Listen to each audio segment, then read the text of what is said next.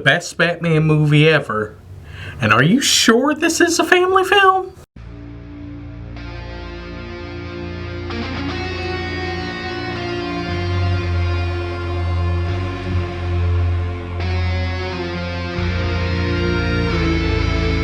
Hello everyone, welcome back to the Real Screen Team. I'm Andrew Thomas. I'm here with fellow Batman Christopher Johnson. Hello everyone.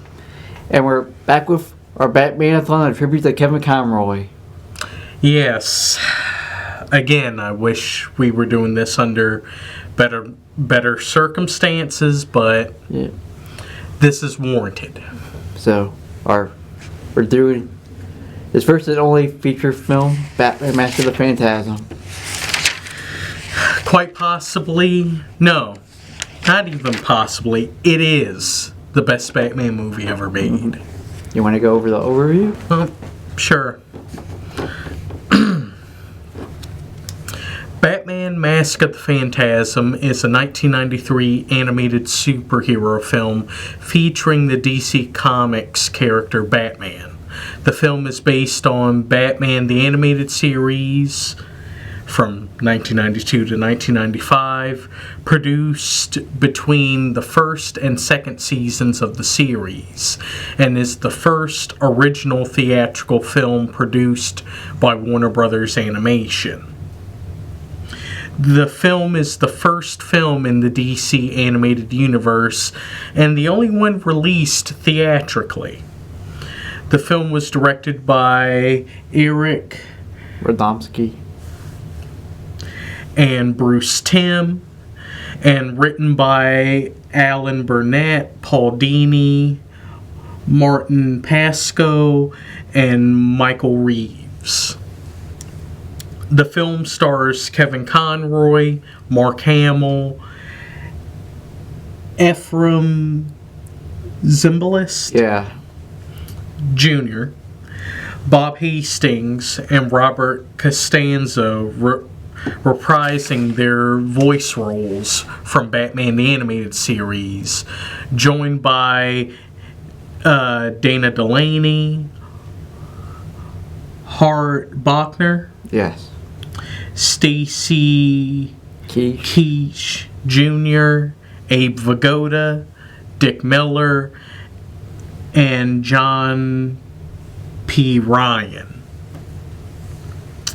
In the years since its release, Mask of the Phantasm has developed a cult following and continued to receive acclaim from critics and fans. Publications such as Time Magazine, Empire Magazine, and Rolling Stone have placed Mask of the Phantasm as one of either the best Batman film ever or one of the greatest superhero films ever made. It's that good. And the premise, the plot. Okay.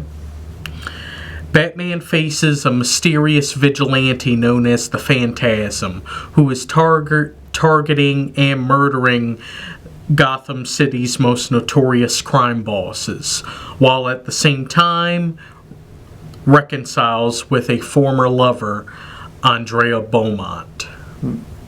Yes, this was a really good movie. An awesome movie, Yes, it truly is fantastic. Perfect portrayal of the character. Kevin Conroy did great, as usual. Yes. And we got to see even more range for him with his portrayal of Batman and Bruce Wayne. And we see more pre-Batman flashbacks trying to go. Him finding the identity. I definitely have to give Kevin Conroy all the praise with his portrayal, because during that period where we see, early him as he's trying to create the character of Batman, he falls in love with Andrea Beaumont. Yeah. And he really wants to have this relationship with her. He wants to marry her. He reconsiders almost not being Batman. Yeah, and he feels a great sense of guilt over it because ever since the tragedy of his parents being murdered, he dedicated his life of fighting crime. Mm-hmm. Yeah. And him finding happiness, he feels guilty over it. He actually goes to his parents' grave crying, asking them for forgiveness because he never thought he could find happiness. Mm-hmm. I know I made a promise, but I didn't see this coming. I didn't count on being happy. And that's a really big, heavy moment. Yeah. I was blown away by that scene. Yes.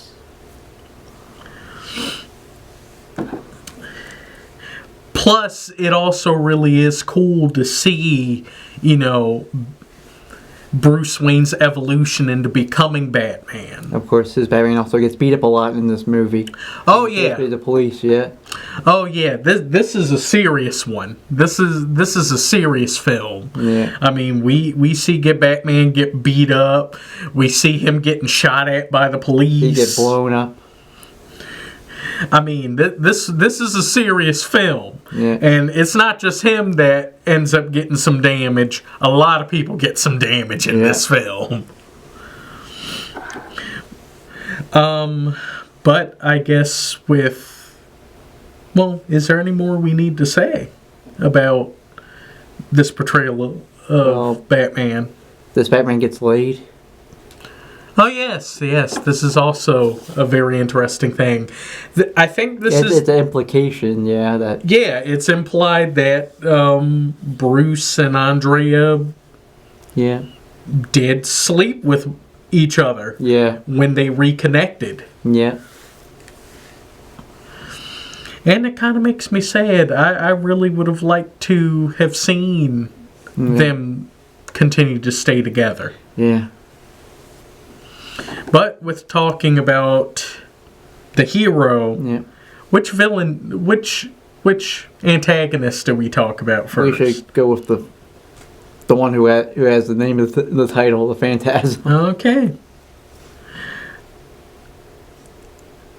Do we give it away or? Yeah. Well, for those who haven't watched the movie, we repeat: watch this before you see our review. Yes, this is a major spoiler warning. Yeah. This is though I should say you should have seen this by now because this movie is fantastic. Yeah. But Dana Delaney as Andrea Beaumont / the Phantasm. Mm-hmm. The first time I saw this film, I did not see that coming. Neither did I, and I bought it on VHS when I first got it. I mean, the Phantasm is a serious character. This is actually the first character that directly causes the death of people in Batman the Animated Series. Yeah. And I think is still the only one that directly causes death. Next to the other one that we'll talk about. Well, yeah, true. Mm-hmm. But, I mean, I do like the idea of the Phantasm that, so mysterious, able to appear and disappear and we everything. Never know how she got those powers. Or... Yeah, because this... Can you really call this all smoke and mirrors? No. Because Phantasm straight up appears and then disappears. We see it happen. Yeah, and the gangsters who try to kill her, he just throws stuff and it just goes right through the wind, so we don't know quite sure how that goes about. Yeah, this is some crazy stuff. Of course, hers is bent on revenge over what happened, to both her and Bruce years ago. Yeah, because she lost a great deal. Yeah. I mean, she lost the love of her life due to these crime bosses blackmailing and threatening her father. Yeah.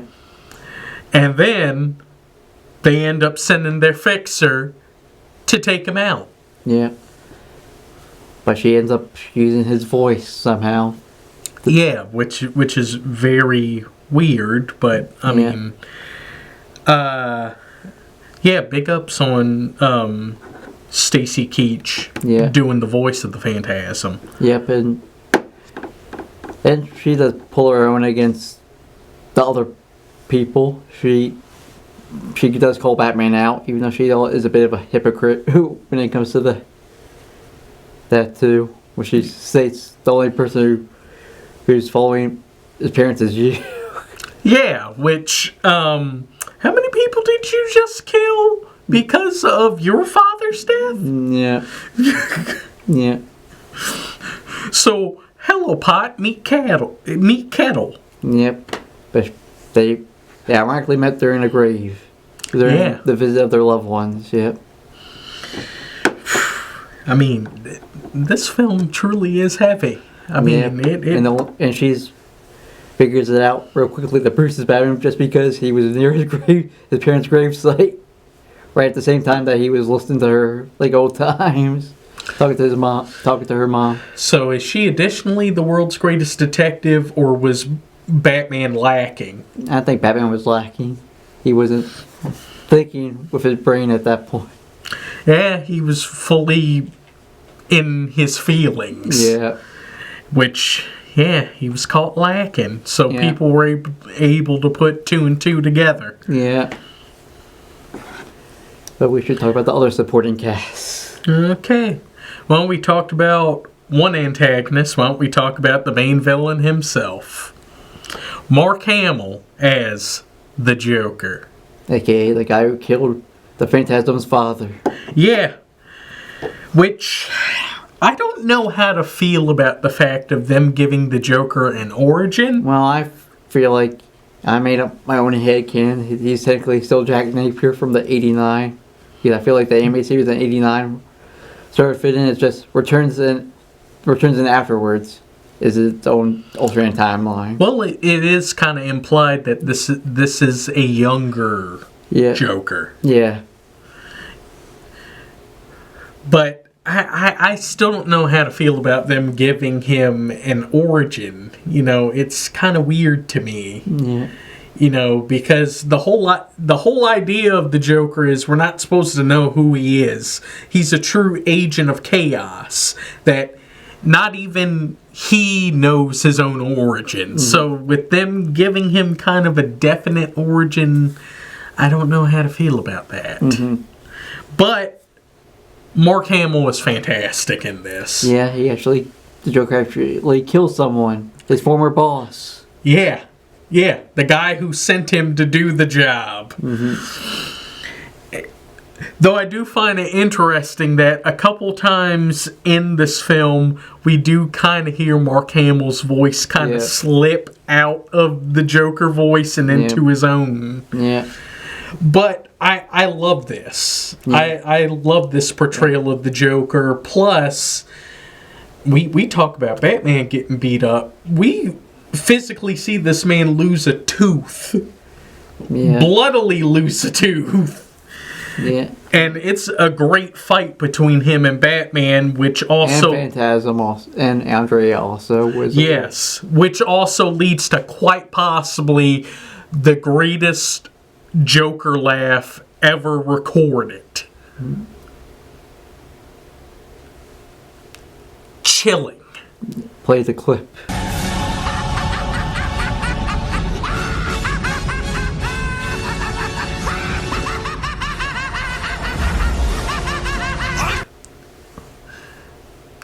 Just all the chef kisses. Yeah. It's so chilling and perfect. Oh my God. Yeah, and of course, Joker is the first one. As Andrea figured out who Batman was, Joker figured out who the Phantasm was. Yeah. He did his own investigating with his own killing at the same time. Well, heck, Joker's not stupid. Yeah. He might be crazy, but he's not stupid. Yeah. You gotta be pretty smart when you have this much madness. Remember the fine line between genius and insanity. Yeah. But I guess we should start going into the supporting cast. Yeah, more of the supporting cast. I guess should we start going into the father, or should we start going more into the victims? We can go over the victims. Okay. Well, first off, Abe Vigoda as Sal the Weezer Valestra. It's awesome to see, someone as pedigree as Abe Vigoda in something like this. Yeah. He's much cooler in his flashbacks than he is in the present. Yeah. With all that smoking he did. Caught up with we also see Dick Miller as Chucky Soul. Victim number 1. Yeah. Oof. Car accident. We see John P. Ryan as Buzz Bronski. Yeah. Killed by a tombstone. Yeah, and one of the very few black characters we see in this. Yeah. Yeah, very interesting. Yeah. Death by tombstone. I guess were Trey Parker and Matt Stone watching this when they came up with one of Kenny's deaths? Maybe. In South Park? Probably. Because that is one of the deaths Kenny has. Yeah. Was Arthur Reed? Arthur Reed was... He technically joined after he sold out. Yeah,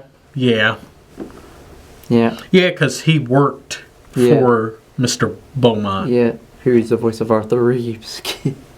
Yeah.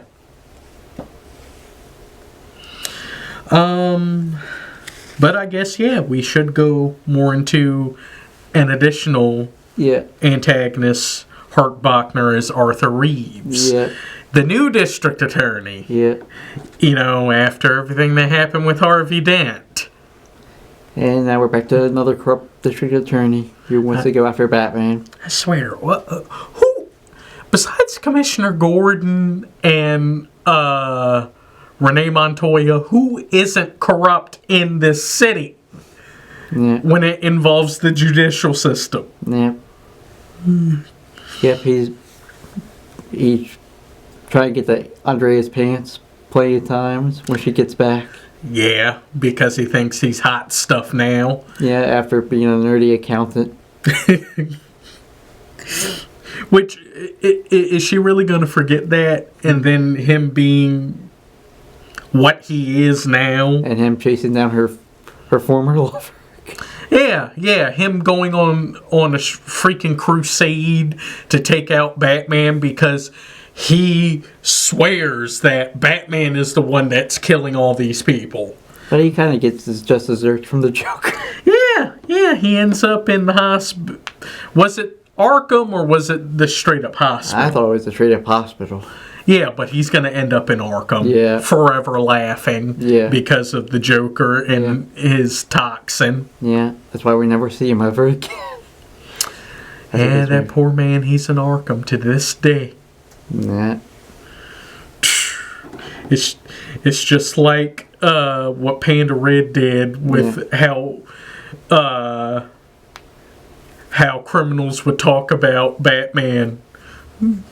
Yep. Yeah, my one friend, he saw Batman smile one time. He never recovered from that. He's in Arkham to this day.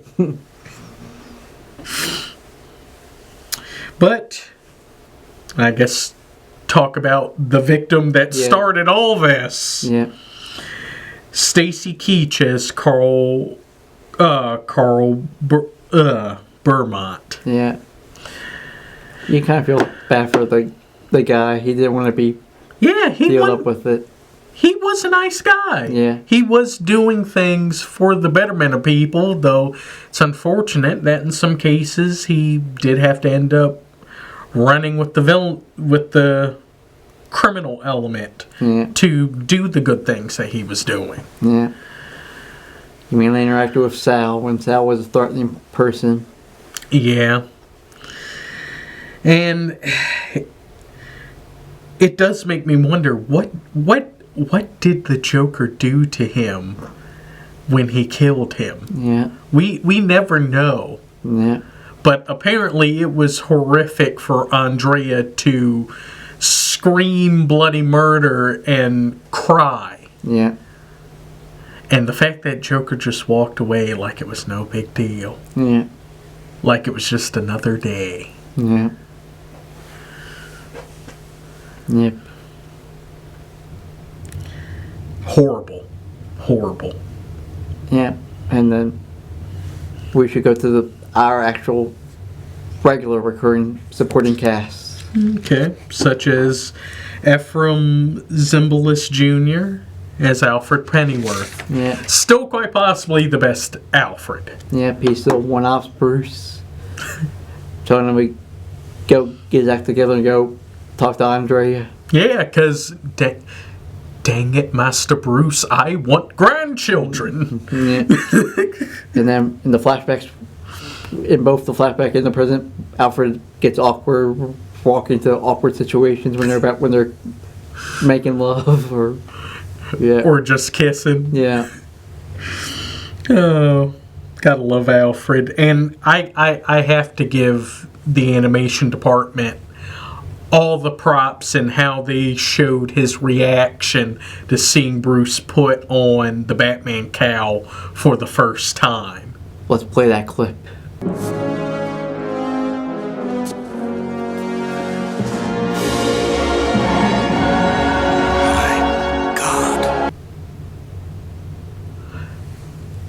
So fantastic. You truly see the fear. Yeah. Which is what Bruce was trying to find. You know, he wants to strike fear into criminals because remember, they are a superstitious and cowardly lot. Yes. So to see him instill that fear even into someone like Alfred, that is the perfect representation of Batman. Yeah. So let's go to his other ally. Bob Hastings as Commissioner James Gordon. We don't get much of him, but he does well. Yes, because this Commissioner Gordon is my Commissioner Gordon. Yeah. This is the Commissioner Gordon I always think about when I hear someone say Commissioner or Lieutenant James Gordon. And he helped influence the Gary Oldman and a little bit of the J.K. Simmons bit for what he's had as Gordon. Yeah. And I would even say the James Gordon we got in the Batman. Yeah, with Jeffrey Wright. Yeah. Yeah, I would say that as well. Mm-hmm. And I guess we also bring up Robert Costanzo as Detective Harvey Bullock. Batman's biggest fan. I don't know, is he the greater arch enemy? Yeah. Because I swear this man will never give Batman a break. Yeah. He always thinks Batman is up to no good. He's the J. Jonah Jameson. Yeah. He's a menace. Yep.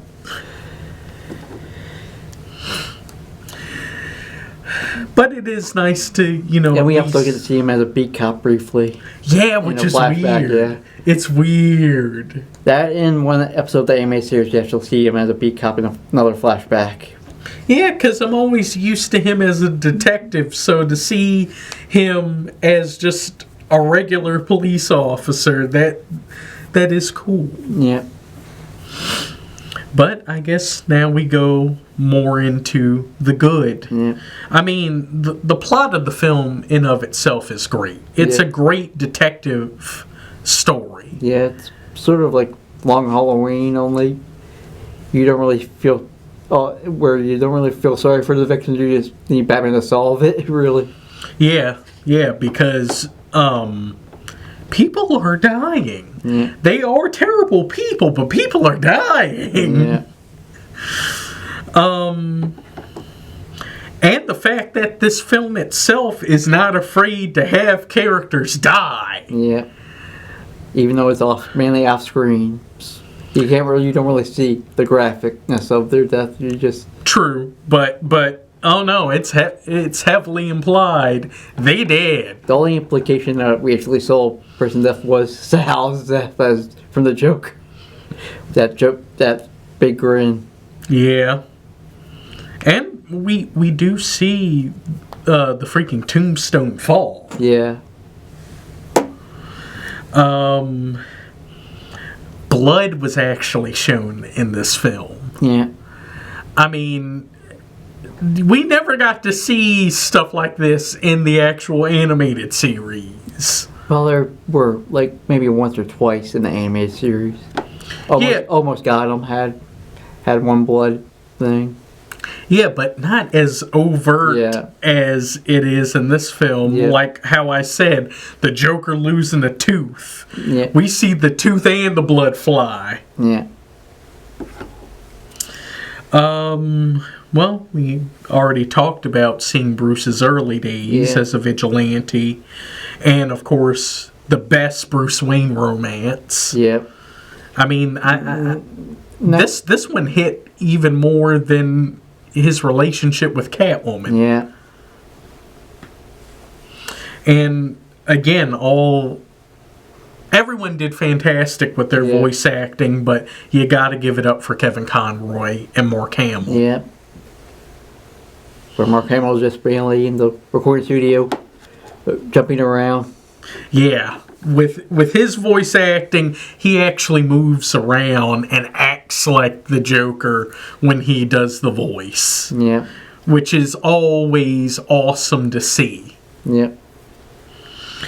But we do have a couple of whats, which I think we pretty much already touched on. Joker having an origin, and how do the Phantasm powers work? Yeah, we never know. Someone explain this. Come on, give us something. Tell us if there's a comic that we have to read. Yes. For that. Especially since when we see the Phantasm one other time in Batman the Animated Series, and they never discuss this. Yeah. I mean, is it just very good smoke and mirrors, or did Andrea really gain powers and abilities that are otherworldly? Yeah. But should we do our scores? Yes. I give this 9 out of 10. It's actually really the only thing I'm only putting it down for is because of the Andrea power part. Is basically the thing. But other than that, I liked everything else from the movie. Yeah, I thought it was one of the best Batman movies.